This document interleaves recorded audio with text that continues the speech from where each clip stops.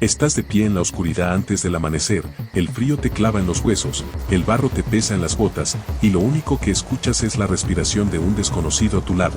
Alguien con quien hace 3 meses habrías peleado por un pedazo de tierra, ahora tu vida depende de que no huya cuando empiece el choque. Eso es lo primero que entendés, que no estás rodeado de aliados. Estás rodeado de hombres tan asustados como vos, sosteniéndose unos a otros por pura necesidad, y lo peor no es la batalla que viene, lo peor es que si esta línea se quiebra aunque sea un instante, todo lo que se construyó en una década se desarma en minutos, los reinos vuelven a fragmentarse y nadie va a poder detener lo que siga después. El año es 937 y en algún lugar del norte de una tierra que todavía no puede llamarse Inglaterra con certeza, 2 ejércitos se observan a través de la niebla en un campo cuyo nombre real nadie recuerda con exactitud.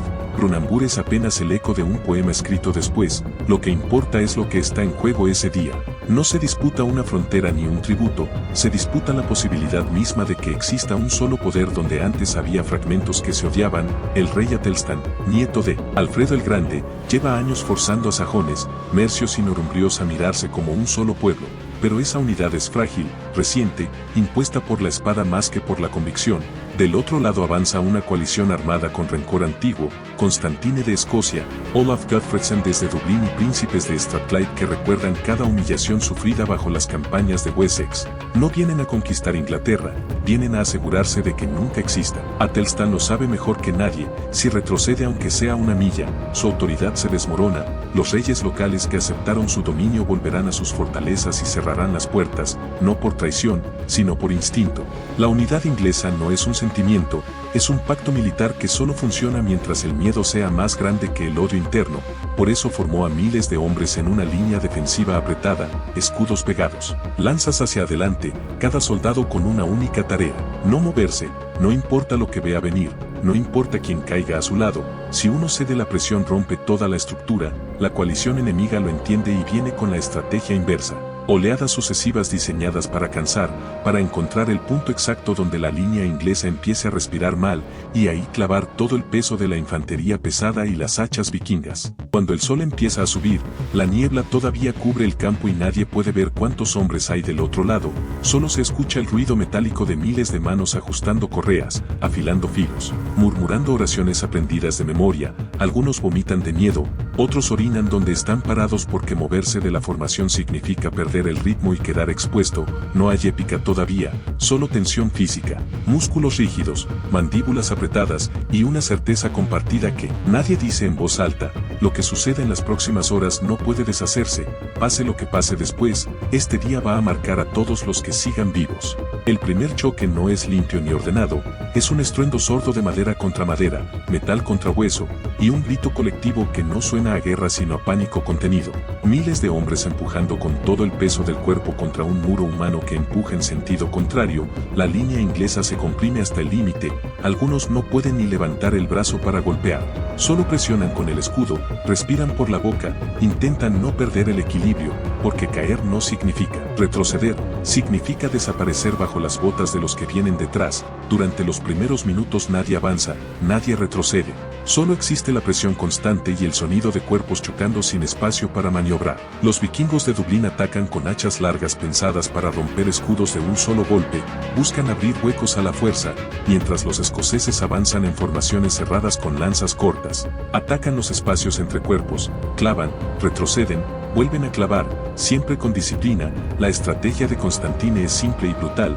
no necesita romper toda la línea de una vez, solo necesita que un sector ceda 10 pasos, lo suficiente para meter cuñas de infantería pesada y partir. El ejército inglés en 2 mitades que no puedan ayudarse, es una guerra de centímetros, no de cargas heroicas. Atelstan no observa desde atrás, está en el centro de la formación con su guardia personal, no porque busque gloria sino porque entiende algo esencial. Si los hombres lo ven retroceder, aunque sea para reorganizarse, lo interpretarán como permiso para huir. Su presencia no es simbólica, es estructural. Mientras siga visible la línea tiene un punto fijo al cual aferrarse, él mismo lo sabe y lo acepta. Cada minuto que pasa se convierte en el objetivo más obvio del campo, porque todos los comandantes enemigos entienden lo mismo. Si el rey cae, la batalla termina rápido. Atelstan siente ese riesgo, lo mide, y aún así no se mueve. En el flanco derecho inglés, Olaf Gottfredsen lidera los ataques personalmente, no da discursos ni señales elaboradas, simplemente avanza con el hacha en alto y sus hombres lo siguen porque confían en que sabe dónde golpear. Durante casi 2 horas parece que lo encuentra, los escudos ingleses ya no cierran bien, algunos hombres dan un paso atrás sin darse cuenta, apenas un paso, pero suficiente para que la presión aumente, el aire se vuelve irrespirable, los brazos pesan como piedra, y sostener la línea empieza a sentirse menos como una orden y más como una condena. Atelstan reacciona enviando refuerzos desde el centro, hombres de la segunda línea son empujados hacia el frente sin explicaciones, nadie les dice qué pasó, solo les gritan que tapen el hueco y sostengan. Algunos ni siquiera saben contra quién pelean exactamente, solo ven rostros cubiertos de barro, escudos rotos, sangre que ya no distingue bando, y el olor espeso de sudor, excremento y metal oxidado que define toda batalla larga.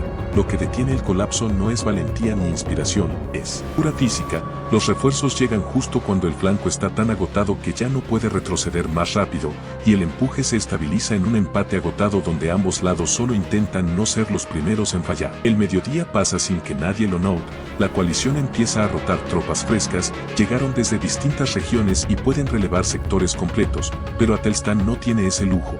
Su ejército es más pequeño y está atado a una sola línea continua. Si saca hombres de un punto para descansar, ese punto se debilita, entonces toma la decisión más brutal que puede tomar un comandante en ese contexto.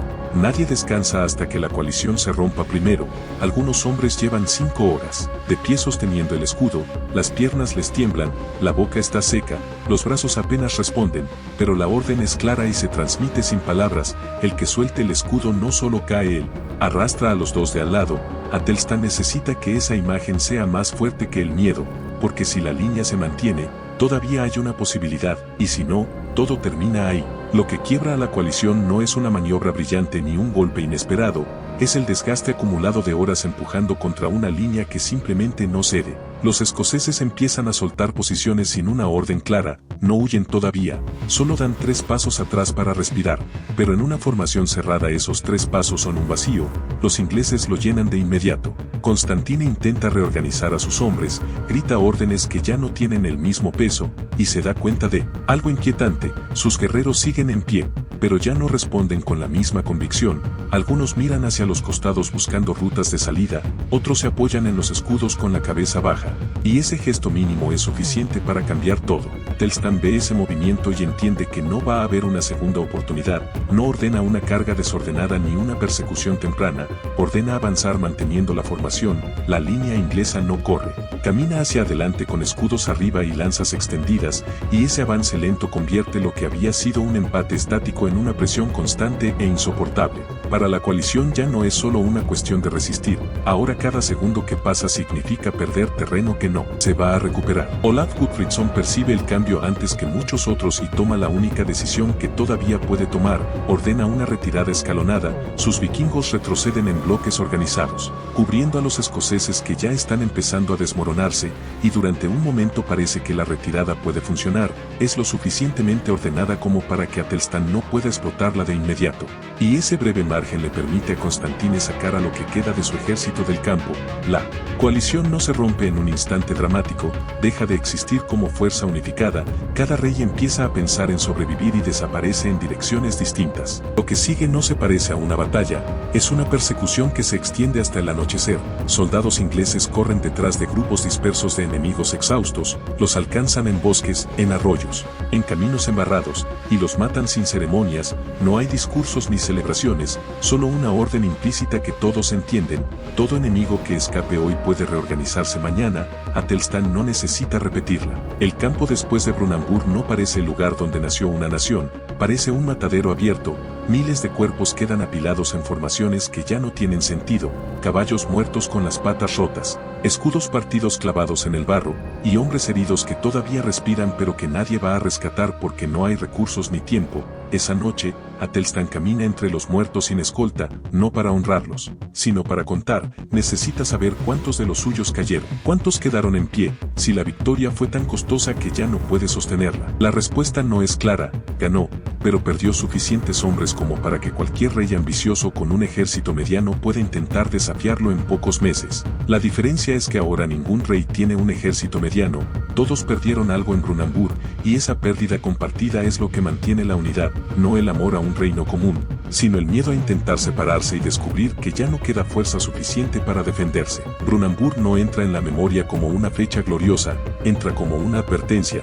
Los hombres que sobrevivieron a ese día no hablan de victoria, hablan de cuánto tiempo lograron mantenerse de pie, del sonido opaco del hueso rompiéndose dentro de la armadura, de la sensación de empujar contra un muro humano sabiendo que si cedías arrastrabas a todos contigo.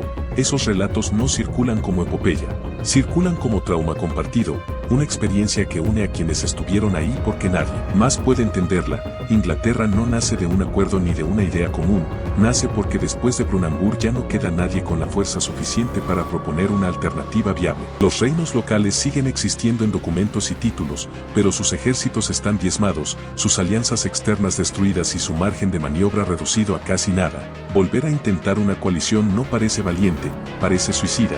El recuerdo de cómo terminó la última sigue demasiado fresco. Atelstan no necesita imponer nuevas campañas para consolidar su dominio. La batalla ya hizo ese trabajo por él.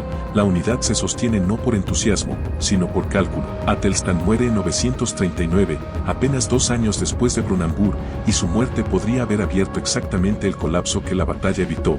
No ocurre. Su medio hermano Edmond lo sucede sin guerra civil, sin fragmentación abierta, no porque no haya tensiones, sino porque nadie cruza la línea hacia la rebelión. Las viudas todavía lloran. Los campos todavía conservan cruces improvisadas marcando donde cayeron hijos de familias que antes tenían poder suficiente para desafiar al rey. Ese dolor reciente funciona como límite. Nadie quiere ser el responsable de provocar algo así otra vez. Lo que la historia posterior llamará el nacimiento de Inglaterra no fue la creación de una identidad nueva, fue la eliminación violenta de todas las demás opciones posibles. Brunanburh no construyó una nación, destruyó la capacidad de los reinos vecinos de existir por separado. Lo que quedó en pie no fue lo mejor, fue lo único que sobrevivió. Con el tiempo, poetas y cronistas convertirán la batalla en mito, en día fundacional, en gesto heroico, pero los que estuvieron ahí saben otra cosa. Saben que no fue glorioso, fue necesario, saben que no se celebró, se soportó, y saben que lo que nació en ese campo no fue amor por un reino común, sino una certeza fría, compartida por todos los que siguieron vivos, que la fragmentación ya no era una opción. El pasado de reinos separados murió en Brunanburh, lo que quedó fue seguir adelante con lo que Atelstan había forzado a existir, no porque fuera justo ni querido, sino porque después de ese día, simplemente no había nada más.